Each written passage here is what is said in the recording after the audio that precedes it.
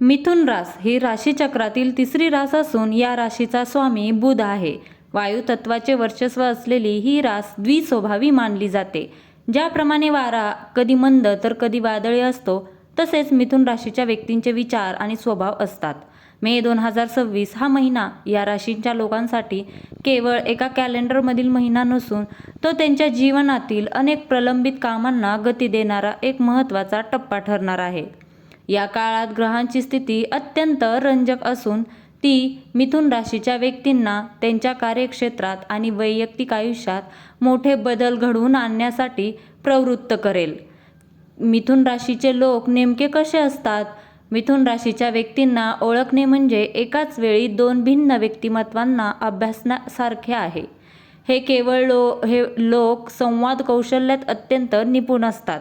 कोणत्याही विषयावर तासनतास बोलणे आणि समोरच्याला आपल्या शब्दांनी मंत्रमुग्ध करणे ही त्यांची खासियत. बुद्धीची चपळता. हे लोक अत्यंत क्विक लर्न असतात. कोणतीही गोष्ट ते लवकर आत्मसात करतात. त्यांच्या मनात नेहमी काय, कसे आणि का हे प्रश्न चालू असतात. हे कुतूहल त्यांना नेहमी ताजेतवाने ठेवते. मेजवानी, मित्रमंडळी आणि गर्दीच्या ठिकाणी वावरणे त्यांना आवडते. ते कोणाशीही सहज मैत्री करू शकतात. मिथुन राशीची भीती आणि मानसिक अस्वस्थता. प्रत्येक नाण्याला दोन बाजू असतात.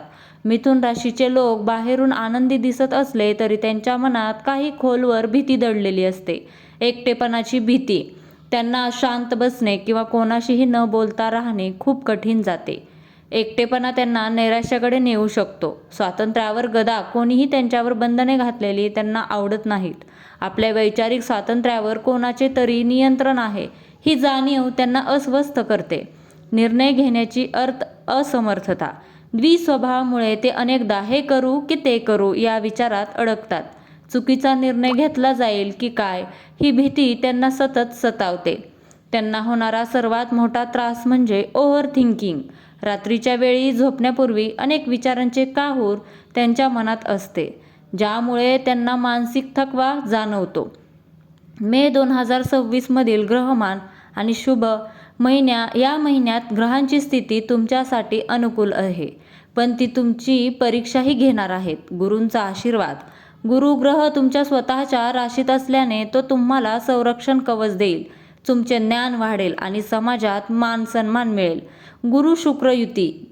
14 मे नंतर शुक्र तुमच्या राशीत येईल.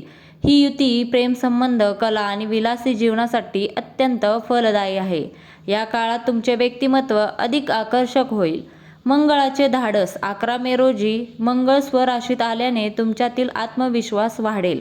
जे काम तुम्ही भीतीपोटी पुढे ढकलत होता ते आता पूर्णत्वास जाईल. शुभ दिवस 2, 7, 11, 14, 18, 22 आणि 28 मे. या दिवसात केलेले करार किंवा नवीन कामाची सुरुवात यशस्वी ठरेल. संधी आणि आव्हाने दोन्ही बाजू. करिअर. नोकरीत बढती किंवा पगारवाढीचे योग आहेत. स्वतःच्या व्यवसायात असेल तर विस्तारासाठी हा उत्तम काळ आहे. शिक्षण. जे विद्यार्थी उच्च शिक्षणासाठी प्रयत्न करत आहेत त्यांना 15 मेच्या आधी चांगली बातमी मिळू शकते. अनपेक्षित धनलाभ होऊ शकतो. जुनी दिलेली उधारी परत मिळण्याची शक्यता आहे. आरोग्य. मे महिन्याच्या उत्तरार्धात सूर्य 12व्या भावात गेल्यामुळे डोळ्यांचे विकार किंवा उष्णतेचा त्रास होऊ शकतो. पुरेशी झोप आणि पाणी पिणे गरजेचे आहे. सुखसोयींवर अनावश्यक खर्च वाढवण्याची शक्यता आहे. बजेट आखून चालणे हिताचे ठरेल. भावंडांशी बोलताना शब्द जपून वापरा. गैरसमजातून वाद निर्माण होऊ शकतात. नकारात्मकतेकडून सकारात्मकतेकडे बदल हा सृष्टीचा नियम आहे आणि तुम्ही बदलाचे स्वागत करणारे लोक आहात. मिथुन राशीच्या लोकांनी या महिन्यात एक मंत्र लक्षात ठेवावा. स्थिरता. विचारांची भरकट थांबवण्यासाठी रोज 10 मिनिटे ध्यान करा. सकारात्मक विचारांसाठी आपल्या छंदांना वेळ द्या. तुम्ही जितके वाचन कराल आणि नवीन लोकांशी संवाद साधाल तितकी तुमची नकारात्मकता कमी होईल. विश्वास ठेवा की तुम्ही ज्या संकटांना घाबरत आहात ती केवळ तुमच्या कल्पनेत आहेत. वास्तवात तुमचे नशीब तुम्हाला साथ देण्यासाठी सज्ज आहे. मे महिन्यातील ग्रहदोषांचे निवारण करण्यासाठी खालील उपाय आवर्जून करा. गणेश उपासना. दर बुधवारी गणपतीला 21 दुर्वा अर्पण करा. बुद्धीचा ताता गणेश तुम्हाला योग्य निर्णय घेण्यास मदत करेल. पक्षी सेवा, पक्ष्यांना नियमितपणे धान्य आणि पाणी द्या, यामुळे बुधाचे दोष कमी होतात. हिरवा रंग, महत्त्वाच्या ठिकाणी जाताना हिरव्या रंगाचा रुमाल जवळ ठेवा किंवा हिरवे कपडे परिधान करा.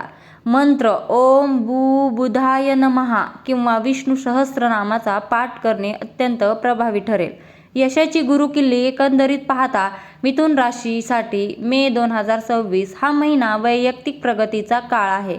ग्रहांची साथ तुमच्या बाजूने आहे. फक्त तुम्हाला तुमच्या चंचल मनावर नियंत्रण मिळवायचे आहे.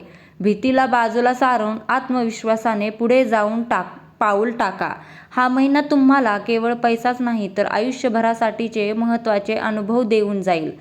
तुमच्या कल्पकतेला कर्माची जोड द्या. मे महिना तुमच्या आयुष्यात यशाचा गुलाल नक्कीच उधळेल.